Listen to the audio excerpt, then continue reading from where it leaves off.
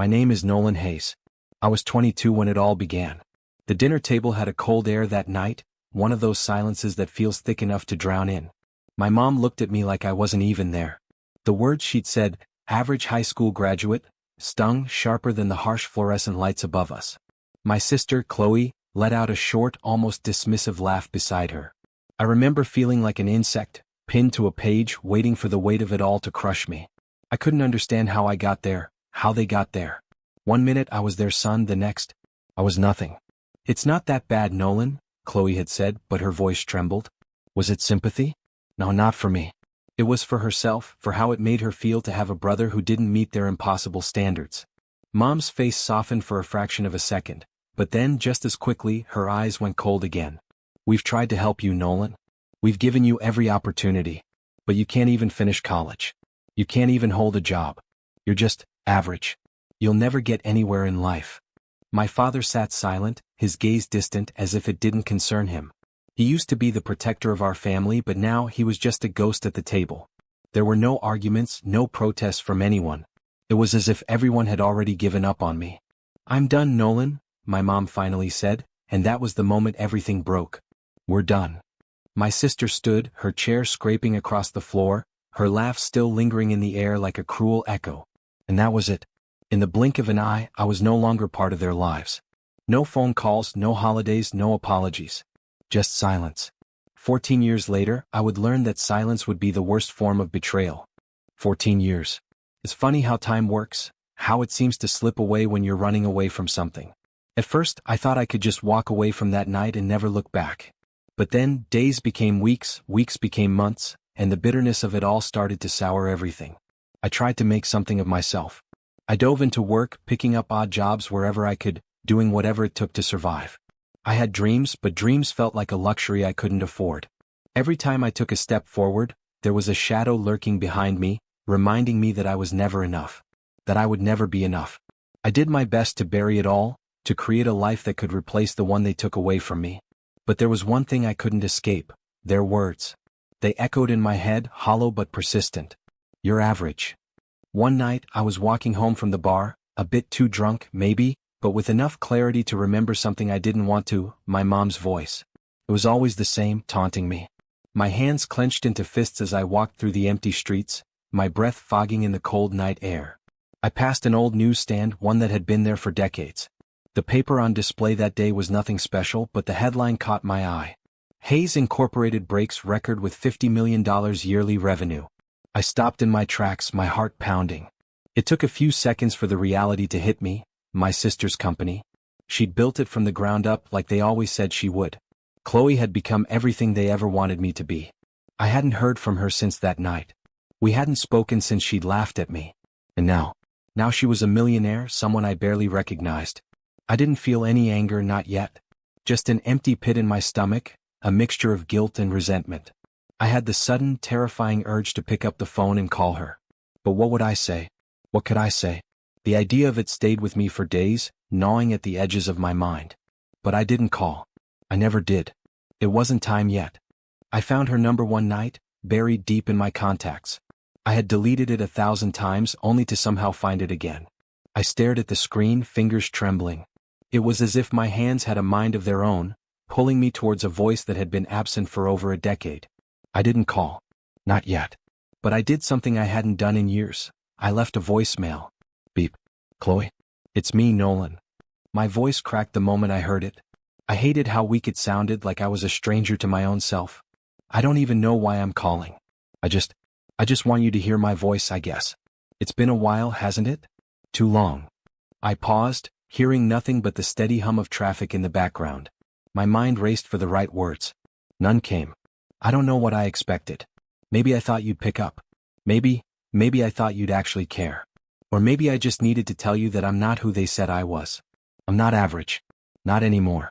But that's not really the point, is it? I laughed bitterly to myself. What was I doing? What did I expect from this? I just want you to know, Chloe, that I've been trying. I've been living, and it's not as easy as you think. Anyway, I'll let you go. I just wanted you to know that I'm here, I'm still alive.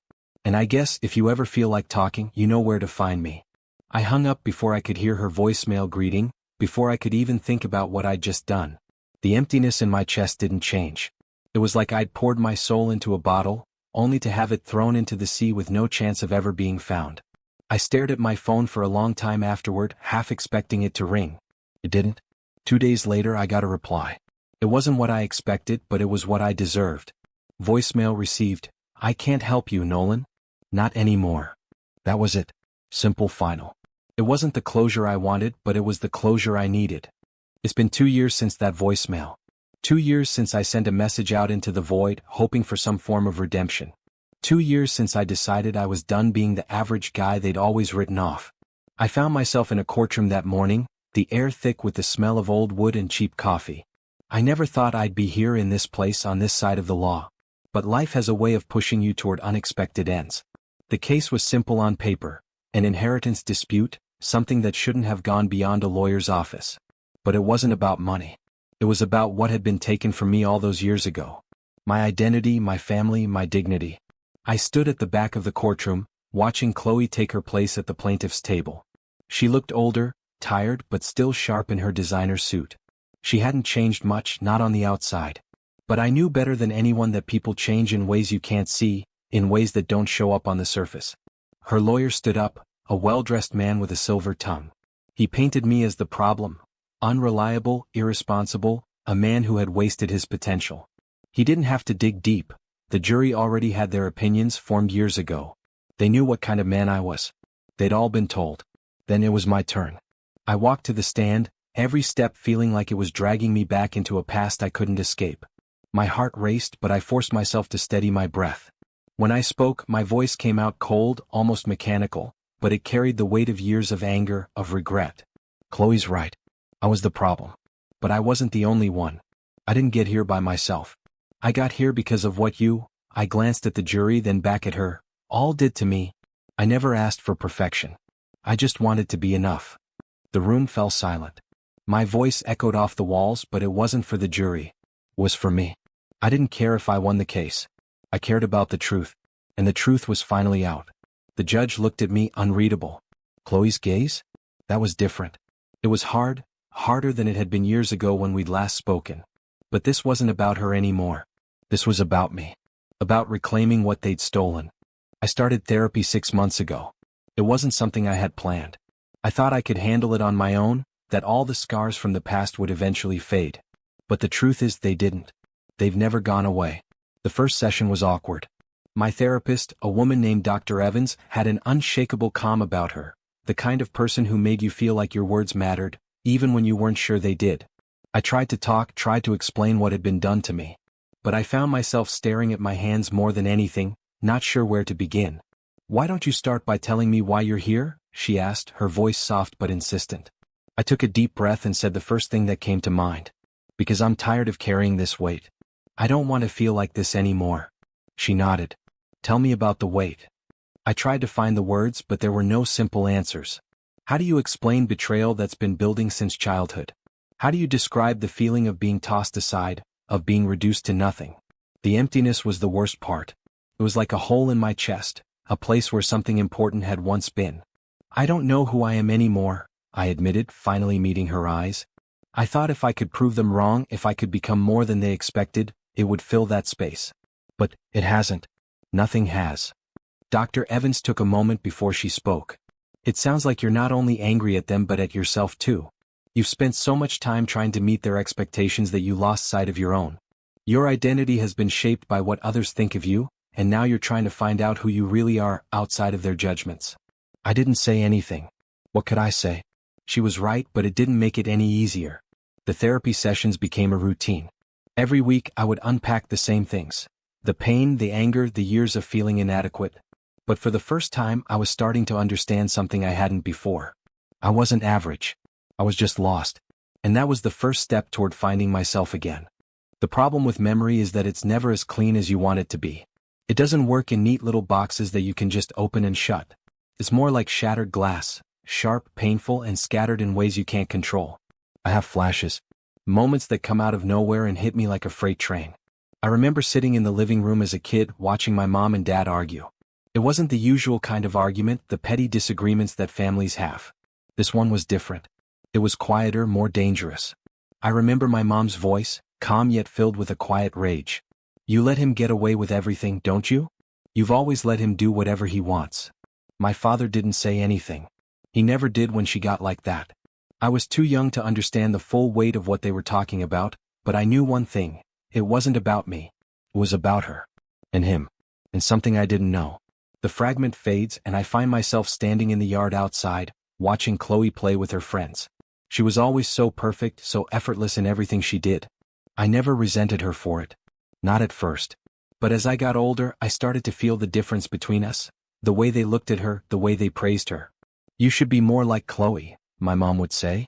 She knows how to take things seriously. And I tried. I really did. But I was always the screw-up, the one who couldn't live up to their expectations. Another fragment, a birthday party. I was 17 and Chloe had just turned 18. The entire family was there, sitting around the table with cake and presents. I remember looking at the perfectly wrapped box Chloe received, watching her eyes light up as she opened it. I couldn't recall what I got. Maybe it was a tie or a gift card. It doesn't matter. I knew it then, even before the words were spoken. No matter how hard I tried, I was never going to be enough. The moments came back like a flood now. Like a storm that had been gathering for years. I realized something. These fragments weren't just memories. They were the puzzle pieces I'd been too afraid to put together. And now that I was seeing the full picture, I had one goal: to stop living in the past. It's strange when you start to put things in reverse to see how far back the ripples go. You think you're looking at the present, but then you start pulling at threads, and the past comes tumbling forward, dragging you into it. I've spent years trying to move forward, but now, I'm seeing that I've been chasing my own tail all along. Every action, every decision, every wrong turn. They all led me here. It didn't start with the inheritance case or the therapy sessions. It didn't even start with the voicemail I left for Chloe. It started years before any of that. I remember the night my mom and dad looked at me like I was nothing, their words cutting through the air like knives. "We're done with you, Nolan." Those were the words that fractured everything.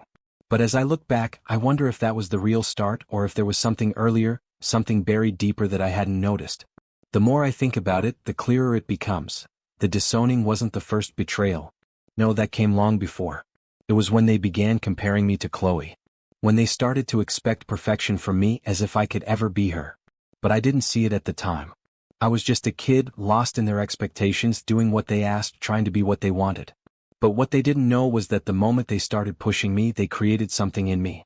A hunger. A need to prove them wrong. A need to show them I wasn't just the screw-up they thought I was. And that hunger, that desire to be seen, to be enough, had been growing all along. Then there was the moment I walked away. I didn't fight back. I didn't demand answers. I just left. It was easier that way. And for years I lived with the belief that I was better off without them, that they were the problem. But now I'm not so sure. The more I look back, the more I realize that I wasn't the only one who failed here. They failed me, yes, but I failed them too. We all failed each other. And maybe that was the real tragedy of it all. Now I'm left with a question I hadn't asked before. Is there any way back from this? The thing about revenge is that it's never as clean as you think it's going to be. You imagine this grand moment. Everything falling into place, the pieces of your plan coming together in a beautiful symmetry. But the truth is, revenge isn't a straight line. It's more like a story you tell yourself over and over until you start believing it. That's the part one didn't see coming. The way revenge changes you, how it becomes a story you've written in your head. In the beginning, I was just angry. I wanted to prove them wrong, to make them feel the way I'd felt all those years. The isolation, the betrayal, the insignificance. I thought that was all I needed. But then, as I started pulling the strings, I realized something. They weren't the only ones who had been writing this story. I had been too. And the plot I had created wasn't about them anymore. It was about me. It was about what I had become. I couldn't go through with it. Not the way I'd planned. The inheritance case was my way of making them see me, of showing them that I wasn't some ghost, some failure that they could sweep under the rug. But as I stood in that courtroom watching Chloe's eyes on me, cold, distant, almost unfamiliar, I realized something else.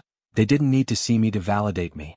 I had spent all these years thinking I needed their approval, but I didn't. The real revenge wasn't winning the case. It wasn't about getting anything from them. It was about letting go.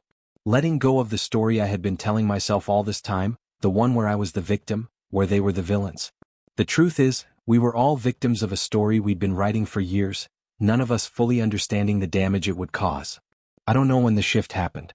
Maybe it was in that courtroom when I spoke the truth for the first time, or maybe it was when I finally stopped chasing ghosts. All I know is that the last voicemail I left Chloe was the beginning of the end. The end of the story I had been holding on to, the one where I was seeking revenge. And now, as I walk away from the courtroom, I finally understand. The hardest part wasn't getting back at them. It was forgiving myself. As I step outside into the light, the air feels different. Lighter. It's the kind of quiet that settles deep in your bones, a peace that's earned, not taken. The revenge isn't in what you get, it's in what you let go.